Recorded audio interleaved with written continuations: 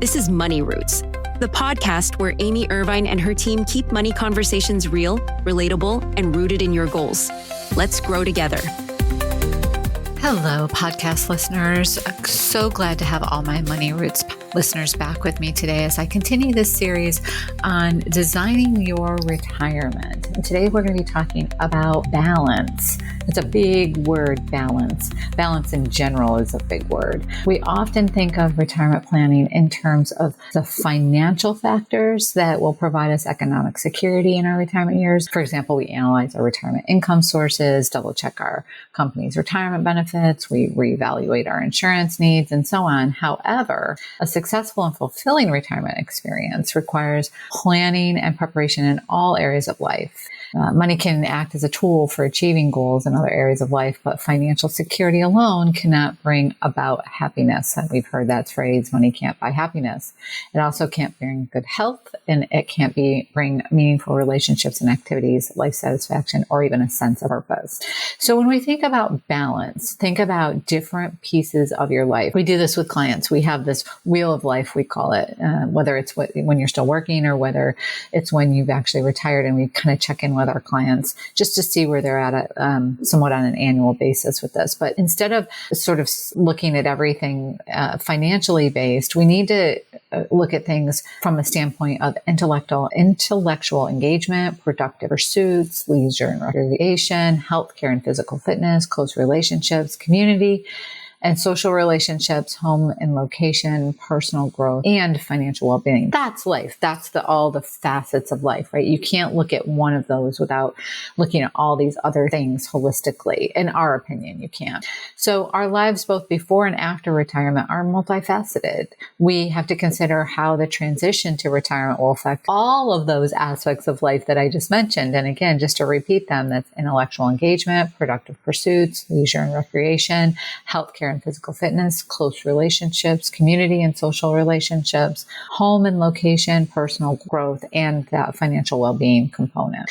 It is also important to set retirement goals for each life facet and to assess how your current status will affect the realization of those goals. So what's going on within retirement? It's not like we go in retirement and it's consistent. Things happen over the course of our retirement. If you think about it the way I've said in the past, retirement is the longest vacation of our life. How do we want to spend that time? We can continue to seek growth and development in each of those 9 areas and strive for balance in a way that's, like, well, what is important to us about our home? What is important to us, personal growth? Because just because we're no longer in a quote unquote working environment doesn't mean that we don't want to continue to grow as people, doesn't mean that we don't want to continue to learn, doesn't mean that we don't want to continue to have intellectual engagement. The following are characteristics of individuals who prepare for challenges and opportunity of the future by improving and balancing those particular areas. So if you think of intellectual engagement, this includes activities and educational opportunities that increase understanding, knowledge, skills, and mental acuity. You want to commit to being a life learner. This is the type of person you are. You're committing to be a life learner. You're seeking informal or formal education opportunity. You engage in regular intellectual stimulation and challenge that keeps the mind sharp. You strive continually to strengthen problem-solving skills. And you step outside the comfort zone to explore new topics and experience new challenges. That's the type of person that is preparing for challenges within intellectual engagement. I know for a lot of people, stepping outside that comfort zone is really super uncomfortable, but it can stimulate a lot of intellectual engagement. Now, if you're thinking about somebody who is productive pursuits focused, this can include paid or unpaid work. So engaging in pain or volunteering activities that brings self-worth to the table. So you feel the benefits of the service that you're providing. If you receive monetary, great. I mean, if that's what you're looking for, but it can also be intrinsic reward for the volunteering or the work that's performed. And you seek to get a sense of purpose and accomplishment from the quote unquote fruits of your labor. It also can help, like when you're thinking about bringing purpose to something or meaning to something, like productive pursuits can help with that personal sense of meaningness. You're giving back in a way that you've always wanted to, but maybe never had the time.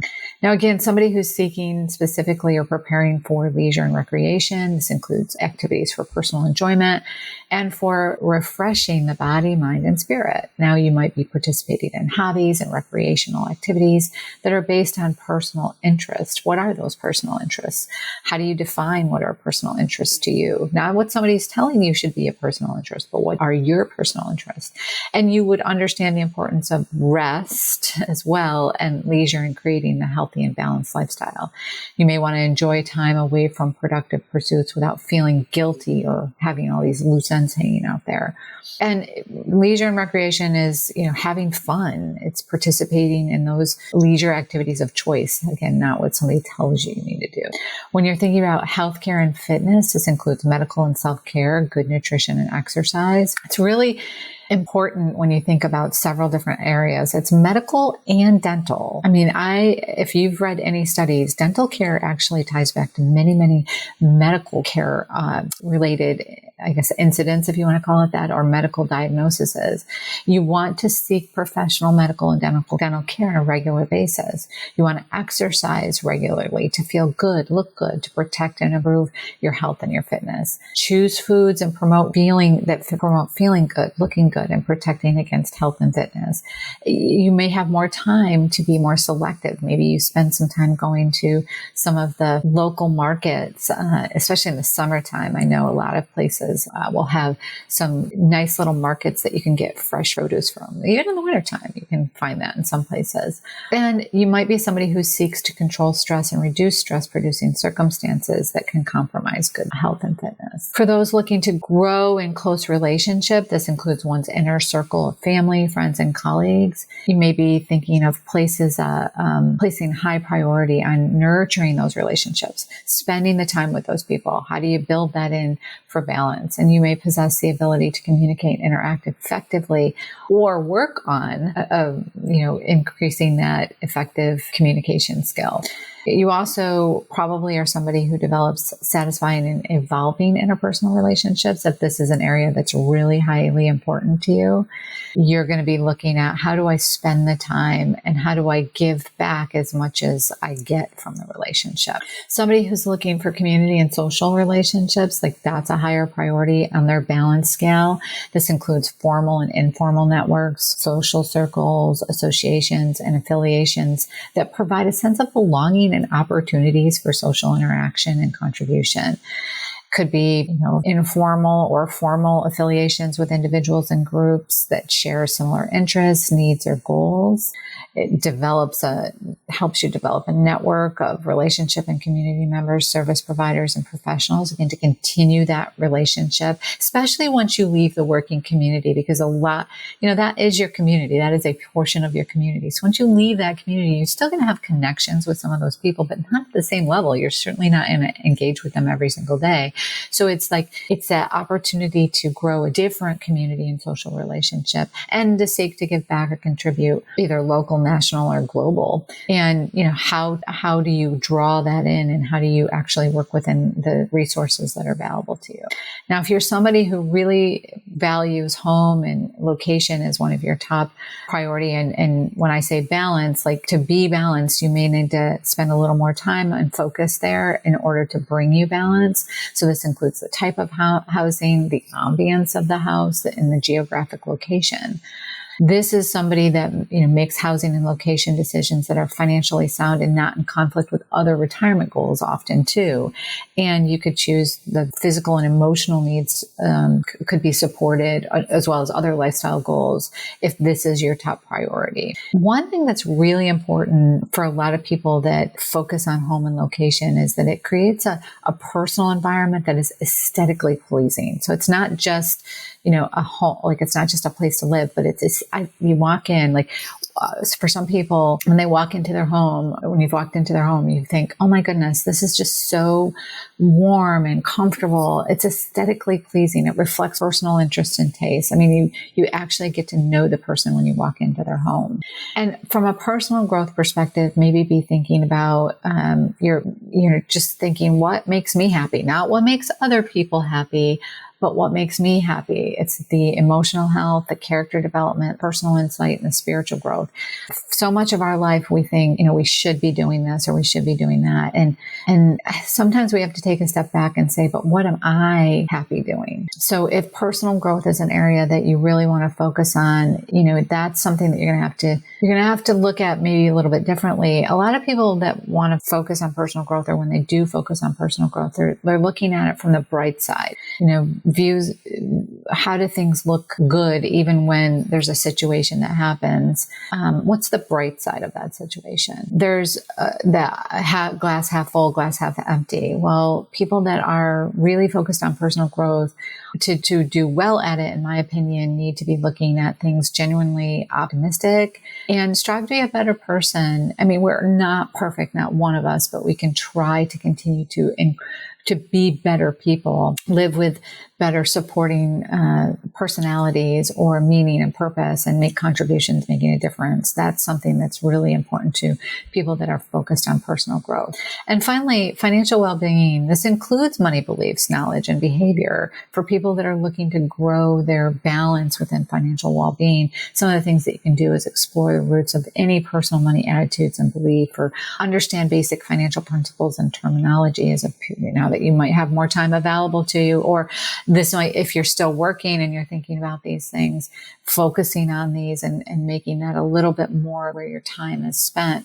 to help you balance other things in your life. Expanding on financial knowledge is really important. And then also communicating confidently and effectively with all of your providers and your family members. Your overall quality of life means different things for different people. Each person definition is unique, but the important thing to realize is that your life is multifaceted, and each part of your life contributes to the quality of the life that you experience. So it's not just one thing. As I went down through, they're all collectively sections of your life. And I always say that it's a great time to sit down, put value in where you want to be spending your time. So it's an investment in your own life. It's time to reevaluate and rebalance not just your financial portfolio, but your life portfolio as well. I'm going to include in the show notes a little practice sheet that is about personal insights about life balance, similar to what I have provided in the past with other podcasts of this series. And I'm also going to include one about visualizing retirement. So if you're not in retirement, I want you to start thinking about visualizing retirement. What does retirement look like for you? So those are two things that I will put in the show notes, 2 links that you can fill out, 2 documents that you can fill out, just getting you thinking about what do you want your retirement to look like? If you're in retirement, then you can be redefining what it looks like. And if you're not there yet, it can be defining what you think it might look like, and know that it can change as you change in life. Thanks everyone for listening. We hope that you've enjoyed this podcast and this series that I've been working on. If you have any questions or want to explore this further, hop on over to our website. And if you're not a client of ours, certainly feel free to schedule a discovery call and we can talk to you more about this. If you know somebody that you think might enjoy this podcast, feel free to share. We'd love for you to share with your network and see if they get as much value out of it as you do. Thank you again, everyone. And we hope that you have time to do these wonderful worksheets that we're providing, and or reach out to us for us to assist you with them. Thanks again. Thanks for listening to Money Roots. Until next time, keep your finances grounded and your future growing.